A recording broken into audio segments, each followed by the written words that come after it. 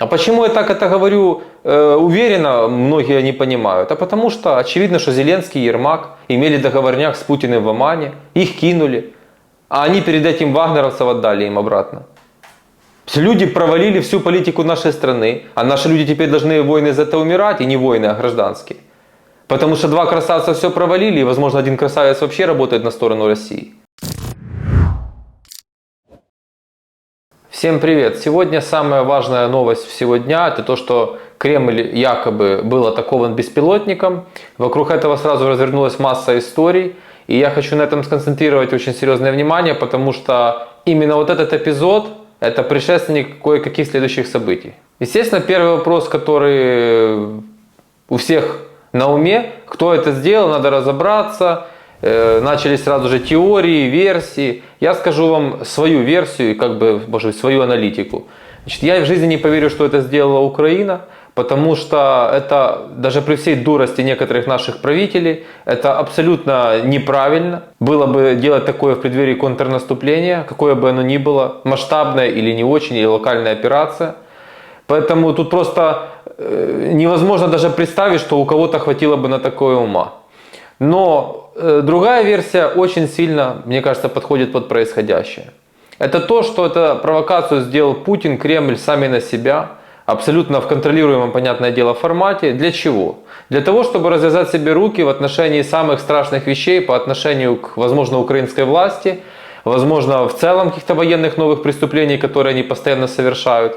И здесь, мне кажется, очень все опасно будет. Может быть, многие не знают, я на всякий случай расскажу. Помните, когда в начале войны Зеленский же выступал из бункера, он и сейчас там находится, но периодически он начал делать видео во дворе офиса президента, показывать яйца Путину, какой он смелый, но на самом-то деле все немножко не так, как он это хочет всем показать по привычке из 95-го квартала. На самом деле, когда Путин напал на Украину, вы помните, одним из первых на переговоры для того, чтобы попытаться урегулировать эту ситуацию, из международного сообщества отреагировал тогдашний премьер-министр Израиля Нафтали Беннет. Я лично небольшой фанат Нафтали Беннета, но я не вижу, я эти данные читал в американской прессе неоднократно, это очень многие серьезные инсайдеры публиковали, скажем так, очень правдоподобно звучит. Что Нафтали Беннет тогда на встрече с Путиным, там было масса вопросов, это был очень сложный разговор, очень сложная встреча.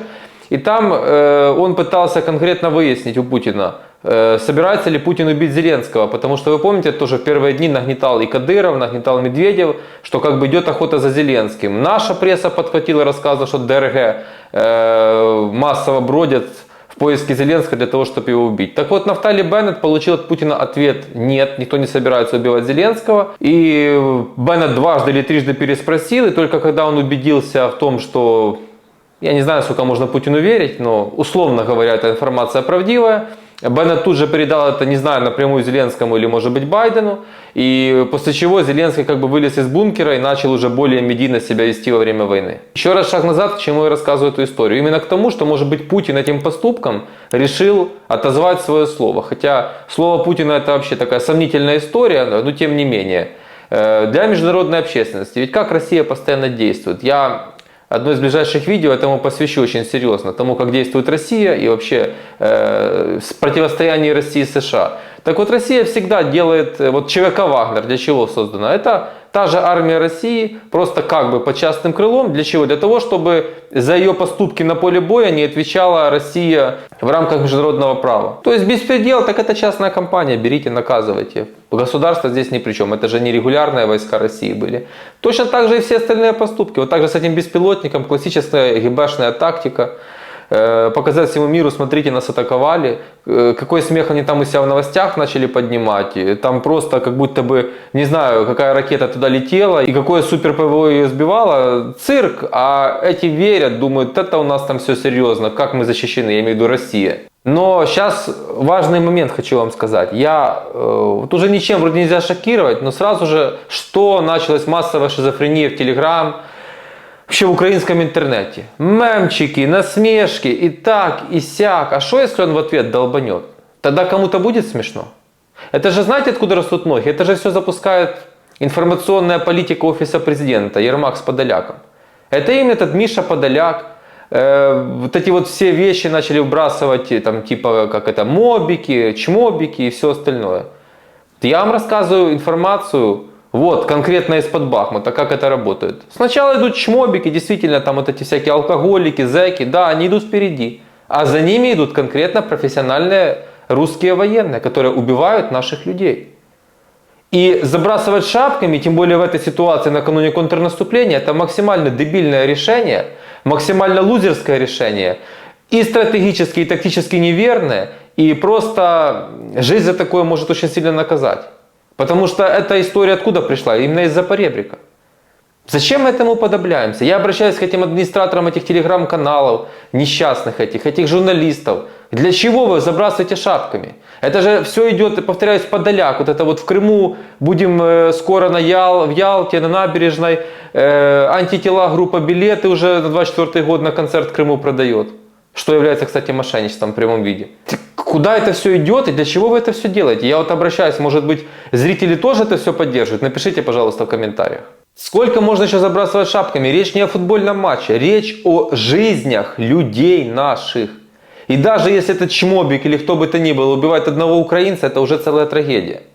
Надо иметь мозги и понимать, что такое война. Очень легко тыкать в телефоне и в телеграм-канале или рисовать всякие там мемы и демотиваторы. А война это страшная история, где нет ничего смешного. Поэтому, когда вы такое делаете в такой тяжелой ситуации, вы, может быть, 5 секунд хотя бы вас хватает извилин подумать, а потом это все публиковать. В подтверждение моих мыслей посольство США выпускает сообщение о том, что планируются массовые ракетные атаки, скорее всего, по Киеву. Понимаете, когда идут такие сигналы, еще больше идет напряженность. А перед этим Пригожин там плакался на всю российскую прессу, весь интернет опубликовал его аудио. Я не знаю, он это как бы сам публикует или это как перехват публикуется, я не углублялся. Он говорит, что замечена очень серьезная активность украинской авиации нашей и в принципе там на фронте началось серьезное движение. И они смотрят по погоде, вот он прогнозирует, что где-то в районе 15 мая будет попытка контрнаступления. Еще раз хочу по поводу этого момента высказать свое мнение. Для меня это контрнаступление, я не верю там в какую-то массивную историю, я верю больше в локальную операцию, дай бог она будет успешными.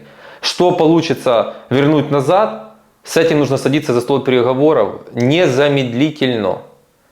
И ни в коем случае не затягивать войну. Не соглашаться на длительный режим тишины, потому что это всегда будет на руку Путину. И я сейчас это говорю вам не как военный эксперт, я подчеркиваю перед всякими недоразвитыми, которые периодически налетают в комментарии. Я это говорю с политической точки зрения и только. Мы уже не вернем больше, чем во время вот этого нашего контрнаступления. Поэтому затягивать на годы войну, когда нечем воевать, когда мы все время просим деньги и вооружение, о чем мы говорим? Там не считают людей, давайте мы будем своих считать. А почему я так это говорю уверенно, многие не понимают. А потому что очевидно, что Зеленский и Ермак имели договорняк с Путиным в Омане, их кинули, а они перед этим вагнеровцев отдали им обратно. Люди провалили всю политику нашей страны, а наши люди теперь должны войны за это умирать, и не войны, а гражданские. Потому что два красавца все провалили, и, возможно, один красавец вообще работает на сторону России. И продолжая тему Ермака, еще что здесь настораживает. Некоторые журналисты успели увидеть, когда случилась эта история с атакой на Кремль, вымышленной дроном, он тут же написал пост и тут же его удалил через 5 секунд. Тоже там какие-то огоньки, вот эту вот херню, которую он все время рисует, ребусы свои. Тоже клоунада, слышите? Вроде бы глава офиса президента, который на самом деле президент Украины, он какие-то там эмоджи публикует, ерундой какой-то занимается. Знаете, что страшно? Верят, читают, лайкают, распространяют и реально считают Ермака человеком, который работает на Украину. Скупили всех блогеров, которых можно и нельзя. Что вещают эти люди? Я просто... Это же именно такие люди распространяют эти мемы. Шапками забрасывают. Абсолютное безумие, которое длится годами. Я помню Майдан. Серьезные вещи происходят. Решается судьба страны. Они попов на сцену. Они народні танці на сцену. Гопки, пляски, музыка, ни о чем. Так это ж культура наша, давай. А какое это имеет отношение к Майдану, к политическим процессам? И вы всегда на это ведетесь. И сейчас продолжаете на это вестись. Я вас призываю все-таки быть чуть-чуть умнее. Я думаю, достаточно уже горя прошла украинская история, чтобы иметь память подлиннее, да, не такую короткую, как многие, и чуть-чуть позлопамятнее быть. Что делать дальше? Дальше в ожидании событий на фронте. Группировка там для контрнаступления, судя по информации американской прессы, небольшая, 35-40 тысяч. Когда вы наступаете, это не я говорю, а американские военные эксперты, нужно иметь преимущество 3 к 1 для того, чтобы наступать. Потому что когда ты наступаешь, это очень большие потери по сравнению с тем, когда ты защищаешься. Поэтому, понимаете, это может быть вообще настоящая бойня, это может быть что-то по-настоящему страшное. Такое, наверное, в наше время представить даже было невозможно, даже год-полтора назад. Ну, год уже там, кое-как это было понятно, но что такое вот будет. Я еще раз говорю, контрнаступление это не игрушки. Там реально люди будут физически идти друг на друга. И если та сторона меня мало интересует, то подумайте о нашей стороне. И когда это все будет происходить, заканчивайте с этими мемчиками, с этой ерундой. Нужно быть серьезнее хотя бы в этот момент, от которого, поверьте мне, вот сейчас после этого будет решаться судьба Украины. Я очень надеюсь, что Байден не может пойти на выборы без решенного вопроса в Украине, потому что он потратил огромное количество денег налогоплательщиков, и нельзя ему идти на выборы без окончания войны. И поверьте, лично Байдена очень мало интересует, какие территории нам останутся. Ему надо закончить войну. Поэтому я очень надеюсь, что мы сейчас обратно вернем некоторые территории, повторяю, и нас насильно усадят за стол переговоров. Этого Зеленского с этим Ермаком. А после этого, да, будет очень непростое время. Полгода, год будет очень непростое время в социальном смысле этого слова. Я хочу как можно быстрее, чтобы начался политический процесс. Просто очень хочу, чтобы Зеленский, лучше всего, чтобы сам отказался идти на выборы. Пусть Ермака делегируют. И народ Украины проголосует, я уверен, так, как надо. А лучше всего, пусть они вдвоем собирают чемоданы свои, валят, куда глаза глядят. Это для них лучший выбор. Потому что рано или поздно за все эти договорнички, после того, как их кинули, после этой торговли жизнями наших людей, придется все равно отвечать в том или ином формате. А скоро, возможно, вы узнаете больше подробностей. Поверьте, после войны начнут всплывать такие вещи, о которых многие сейчас не догадываются. Я эту фразу говорю каждый стрим. Сейчас будут смотреть новые зрители. Кстати, подпишитесь на канал, поставьте колокольчик и лайк.